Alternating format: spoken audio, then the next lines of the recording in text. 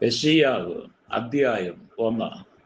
ആമോസിന്റെ മകനായ യെശയ്യാവ് യഹൂദ രാജാക്കന്മാരായ ഉസിയാവ്, യോഥാം, ആഹാസ്, യെഹിസ്കീയാവ് എന്നിവരുടെ കാലത്ത് യഹൂദയെയും യെരൂശലേമിനെയും പറ്റി ദർശിച്ച ദർശനം.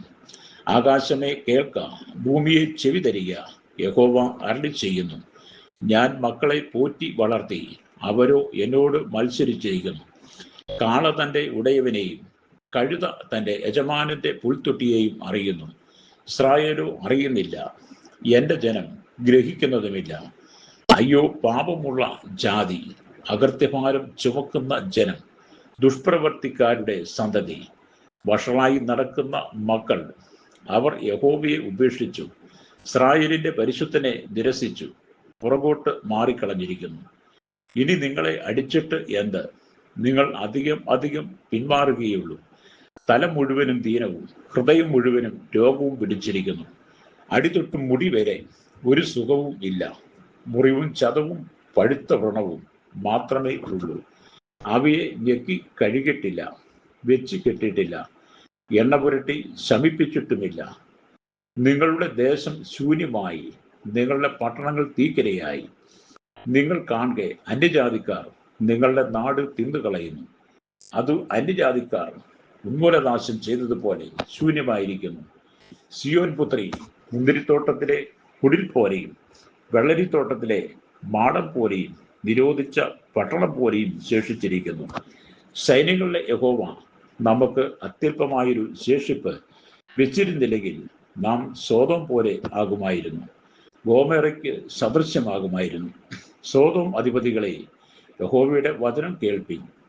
ഗോമേറ ജനമേ, നമ്മുടെ ദൈവത്തിന്റെ ന്യായപ്രമാണം ശ്രദ്ധിച്ചുകൊള്ളുവിൻ. നിങ്ങളുടെ ഹനനയാഗങ്ങളുടെ ബാഹുല്യം എനിക്ക് എന്തിന് എന്ന് യഹോവ അരുളിച്ചെയ്യുന്നു. മുട്ടാടുകളെ കൊണ്ടുള്ള ഹോമയാഗവും തടിപ്പിച്ച മൃഗങ്ങളുടെ മേധസ് കൊണ്ട് എനിക്ക് മതി വന്നിരിക്കുന്നു. കാളുകളുടെയോ കുഞ്ഞാടുകളുടെയോ കോനാട്ടുകുട്ടന്മാരുടെയോ രക്തം എനിക്ക് ഇഷ്ടമല്ല. നിങ്ങൾ എൻ്റെ സന്നിധിയിൽ വരുമ്പോൾ എൻ്റെ പ്രാകാരങ്ങളെ ചവിട്ടുവാൻ ഇത് നിങ്ങളോട് ചോദിച്ചത് ആർ? ഇനി നിങ്ങൾ വ്യർത്ഥമായുള്ള കാഴ്ച കൊണ്ടുവരരുത്. ധൂപം എനിക്ക് വെറുപ്പാകുന്നു. അമാവാസിയും ശബത്തും സഭായോഗം കൂടുന്നതും നീതികേടും ഉത്സവയോഗവും എനിക്ക് സഹിച്ചുകൂടാ. നിങ്ങളുടെ അമാവാസികളെയും ഉത്സവങ്ങളെയും ഞാൻ വെറുക്കുന്നു. അവ എനിക്ക് അസഹ്യം. ഞാൻ അവ സഹിച്ച് മുഷിഞ്ഞിരിക്കുന്നു. നിങ്ങൾ കൈമലർത്തുമ്പോൾ ഞാൻ എൻ്റെ കണ്ണ് മറച്ചു കളയും. നിങ്ങൾ എത്ര തന്നെ പ്രാർത്ഥന കഴിച്ചാലും ഞാൻ കേൾക്കുകയില്ല. നിങ്ങളുടെ കൈ രക്തം കൊണ്ട് നിറഞ്ഞിരിക്കുന്നു. നിങ്ങളെ കഴുകി വെടിപ്പാക്കുകയും നിങ്ങളുടെ പ്രവൃത്തികളുടെ ദോഷത്തെ എൻ്റെ കണ്ണിൻ മുമ്പിൽ നിന്ന് നീക്കിക്കളവിൻ. തിന്മ ചെയ്യുന്നത് മതിയാക്കുവിൻ, നന്മ ചെയ്യുവാൻ പഠിപ്പിൻ, ന്യായം അന്വേഷിപ്പിൻ, പീഡിപ്പിക്കുന്നവനെ നേർവഴിക്കാക്കുവിൻ, അനാഥന് ന്യായം നടത്തി കൊടുപ്പിൻ, വിധവയ്ക്ക് വേണ്ടി വ്യവഹരിപ്പിൻ. വരുവിൻ, നമുക്ക് തമ്മിൽ വാദിക്കാം എന്ന് യഹോവ അരുളിച്ചെയ്യുന്നു. നിങ്ങളുടെ പാപങ്ങൾ കടും ചുവപ്പായിരുന്നാലും ഹിമം പോലെ വെളുക്കും, രക്താംബരം പോലെ ചുവപ്പായിരുന്നാലും പഞ്ഞു പോലെ ആയിത്തീരും. നിങ്ങൾ മനസ്സ് വെച്ച് കേട്ടനുസരിക്കുന്നുവെങ്കിൽ ദേശത്തിലെ നന്മ അനുഭവിക്കും. മറുത്തു മത്സരിക്കുന്നു എങ്കിലോ നിങ്ങൾ വാളിനിരയായിത്തീരും. യഹോവയുടെ വായി അരുളിച്ചെയ്തിരിക്കുന്നു. വിശ്വസ്ത നഗരം വേശ്യയായി തീർന്നിരിക്കുന്നത് എങ്ങനെ? അതിൽ ന്യായം നിറഞ്ഞിരുന്നു, നീതി വസിച്ചിരുന്നു. ഇപ്പോഴോ കൊലപാതകന്മാർ നിന്റെ വെള്ളി കീടമായും നിന്റെ വീഞ്ഞ് വെള്ളം ചേർന്നും ഇരിക്കുന്നു. നിന്റെ പ്രഭുക്കന്മാർ മത്സരികൾ, കള്ളന്മാരുടെ കൂട്ടാളികൾ തന്നെ. അവർ ഒക്കെയും സമ്മാനപ്രിയരും പ്രതിഫലം കാക്ഷിക്കുന്നവരും ആകുന്നു. അവർ അനാഥന് ന്യായം നടത്തി കൊടുക്കുന്നില്ല.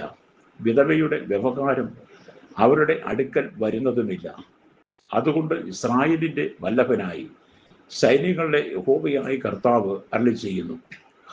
ഞാൻ എൻ്റെ വൈരികളോട് പകവീട്ടി എൻ്റെ ശത്രുക്കളോട് പ്രതികാരം നടത്തും. ഞാൻ എൻ്റെ കൈ നിന്റെ നേരെ തിരിച്ച് നിന്റെ കീടം തീരെ ഉരുക്കിക്കളയുകയും നിന്റെ വെള്ളിയം ഒക്കെയും നീക്കിക്കളയുകയും ചെയ്യും. ഞാൻ നിന്റെ ന്യായാധീന്മാരെ ആദിയെങ്കിൽ എന്ന പോലെയും നിന്റെ ആലോചനക്കാരെ ആരംഭത്തെങ്കൽ എന്ന പോലെയും ആക്കും. അതിനുശേഷം നീ നീതിപുരം എന്നും വിശ്വസ്ത നഗരം എന്നും വിളിക്കപ്പെടും. സിയോൻ ന്യായത്തിലും അതിൽ മനം തിരിയുന്നവർ നീതിയാലും വീണ്ടെടുക്കപ്പെടും. എന്നാൽ അതിക്രമികൾക്കും പാപികൾക്കും ഒരുപോലെ നാശം ഭവിക്കും. യഹോവയെ ഉപേക്ഷിക്കുന്നവർ മുടിഞ്ഞു പോകും.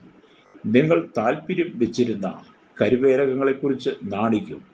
നിങ്ങൾ തെരഞ്ഞെടുത്തിരുന്ന തോട്ടങ്ങൾ നിമിത്തം ലജ്ജിക്കും. നിങ്ങൾ ഇല പൊഴിഞ്ഞ കരുവേലകം പോലെയും വെള്ളമില്ലാത്ത തോട്ടം പോലെയും ഇരിക്കും. ബലവാൻ ശണനാരു പോലെയും അവന്റെ പണി തീപ്പൊരി പോലെയും ആകും. കെടുത്തുവാൻ ആരുമില്ലാതെ രണ്ടും ഒരുമിച്ച് വെന്തുപോകും.